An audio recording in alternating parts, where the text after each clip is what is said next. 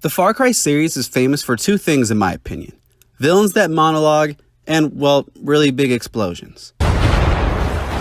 Personally, I really enjoyed the franchise, and while the stories have never been incredible, there's always something to enjoy about them. I actually really like the story in Far Cry 3 until they go and kill the game's best character. The story in Far Cry 4 is kind of mediocre to me, and while Pagan Min is a solid villain, I just couldn't really get behind the whole Golden Path thing. That brings me to Far Cry 5 and the charismatic preacher, Joseph Seed. Despite all that you have done, you are not beyond salvation.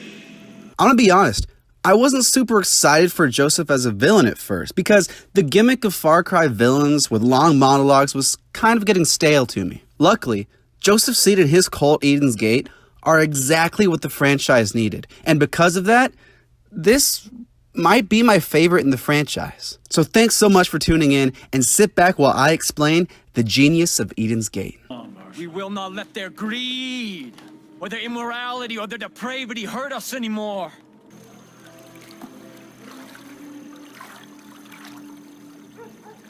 This one's not clean. So the first member of the Seed family I need to talk about is John. John's whole thing is the power of yes. From the moment we see him, he tells us to just say yes. In order for me to explain the genius of all these characters, you have to keep in mind that they're kind of right. Everything Joseph says and preaches, it all comes true. So with that in mind, when John tells us to say yes, we probably should have listened to him. One of the things John tells us to say yes to is to atone for our sins, with the deputy's main one being wrath. Sin must be exposed so it may be absolved. The deadly sin of wrath is defined as an uncontrolled feelings of anger, rage, and even hatred. Wrath often reveals itself in the wish to seek vengeance. If this was a normal cult, then yeah, we could just disregard John's claims as nonsense. But really think about it. You, the deputy, have been killing hundreds upon hundreds of people over the last few days. Yes, John is kind of crazy, he takes things a little too far, but honestly, the deputy's so much worse. We turn a blind eye to our own violence because we assume we're in the right, and we condemn John because we believe him to be wrong. All the Seeds want is to make us worthy of Eden's Gate, and why would they want somebody who's walking around killing all of their people? Hold still. It's supposed to say wrath, not rat.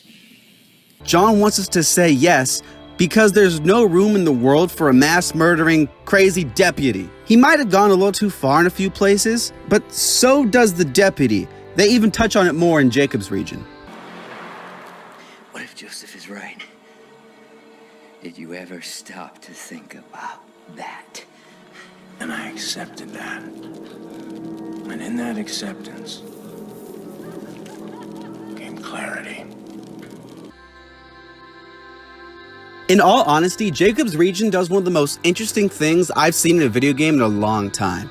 I think this region alone shows why it's better that Far Cry 5 didn't have a protagonist with a voice. It's so much more fitting that the deputy is a projection of ourself in this game. When it comes to Jacob's region, his whole thing is bringing you into a hallucination with a certain trigger song.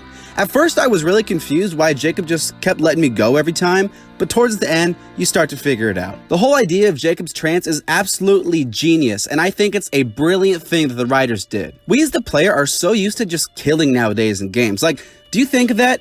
In video games, we just kill just hundreds of people all the time, and it's commonplace. We kill people for fun. We try to see who can do it for fastest and trophies and stuff. Far Cry 5 uses this to its benefit. The game literally takes advantage of our gamer instincts and tricks us into killing a fairly important character in the game. Hey, only you could have gotten this close. Only you could have earned his trust.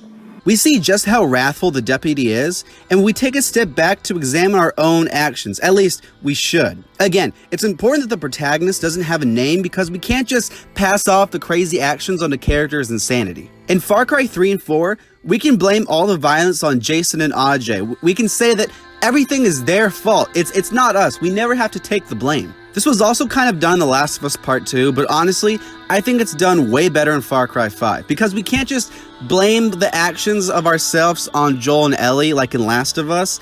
In Far Cry 5, It is us, it is the gamer who's doing these bad things. So the brilliant thing about Jacob's region is that he hypnotizes the deputy, but he kind of reveals our true nature as gamers and what we've gotten so used to. Going back into the story, this further shows how messed up the deputy is and how he's really not any better than anyone in this cult. Jacob's very aggressive in his means of exposing our wrathful nature, but we see why him and John are so ruthless once we get to Faith's region. You did everything he said you would do.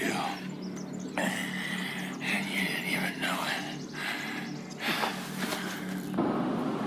Welcome to the bliss.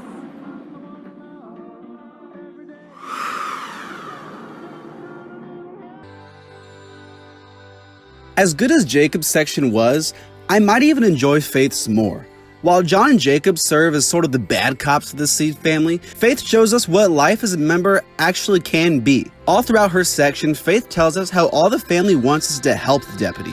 But of course we ignore because we assume the cult is wrong. We assume she's wrong. It's so much more believable because we actually hear a little bit of Faith's backstory. To sum it up quickly, basically she was a drug addict who only recovered once she met Joseph and got involved with Eden's Gate. She was all alone. She wanted to die. Faith is such an advocate for Joseph because she sees the deputy's faults and wants him to recover just like her. She saw firsthand how much Joseph could help, and that's what she wants for you. It's one of the first things she says to you. She says that people call her a liar, and that they say that because they assume Faith is just some random lackey who's hypnotized by the father. I know you've heard stories about me. That I'm a liar. A manipulator.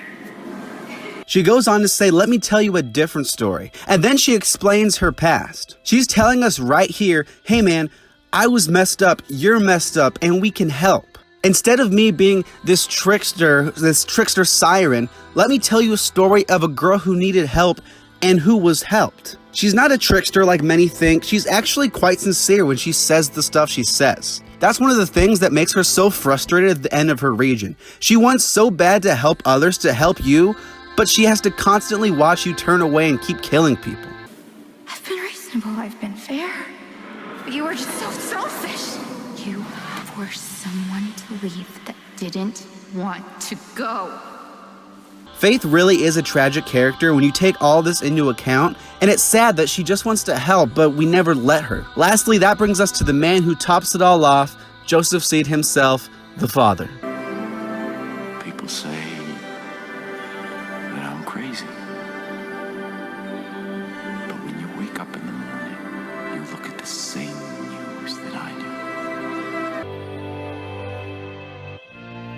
So everything I've said so far falls apart if not for the reason that Joseph Seed is right. In storytelling, we're very okay with excusing horrible acts as long as it's done by the quote-unquote good guy. To bring up an example I used earlier, Last of Us fans, including myself, are totally okay with Joel doing horrible things because we assume him to be the good guy. From our point of view, everything about storytelling traditionally shows us that he's the good guy. In Far Cry 5, we assume Joseph to be bad because he's a charismatic dude who monologues, and that's just what's expected from a Far Cry villain. Just like Jacob uses video game logic to fool us, Joseph uses the Far Cry villain expectations against us. In reality, Joseph really is a troubled man who keeps losing his family to a wrathful deputy.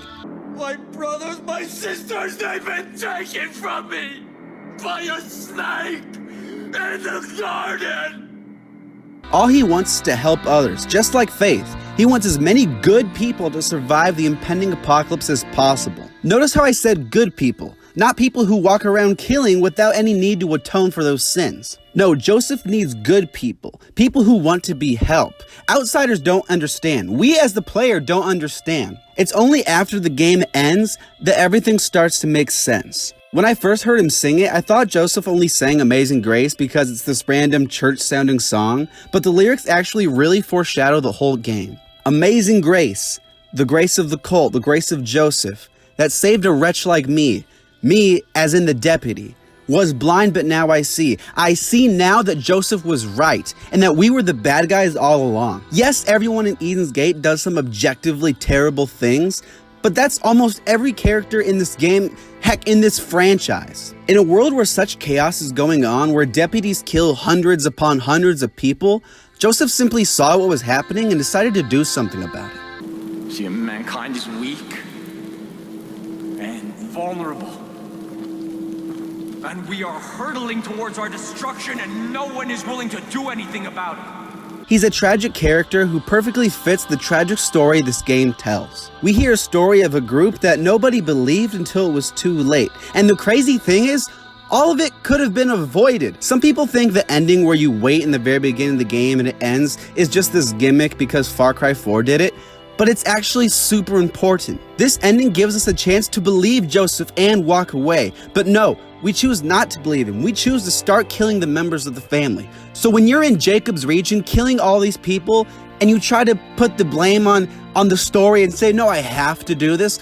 No, you don't. You could have gotten out of it in the very beginning. You could have walked away, but you didn't. You chose wrath. The genius of Eden's Gate is that it challenges us as the player, not the deputy, but the player. It uses video game logic against us and makes us take a step back and wonder what really just unfolded. Most of all,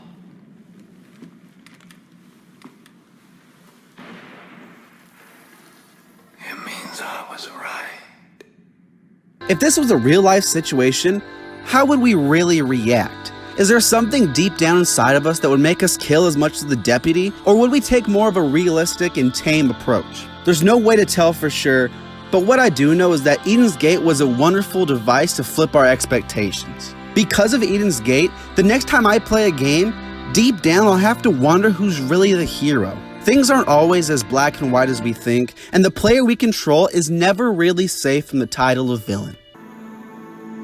Countless people have been killed, and it is your fault. The world is on fire, and it's your fault. Was it worth it? Far Cry 5 was a really good game that I'm a big fan of. I love Joseph and all of the Seed people. I'll do a villain review on them one day, but that's enough for now. Thank you so much for watching. I worked really hard on this video. I think it's the longest one on my channel. Subscribe if you want, and let me know what you think of all this theory-ish stuff on Eden's Gate in the comments. Peace out, and goodbye.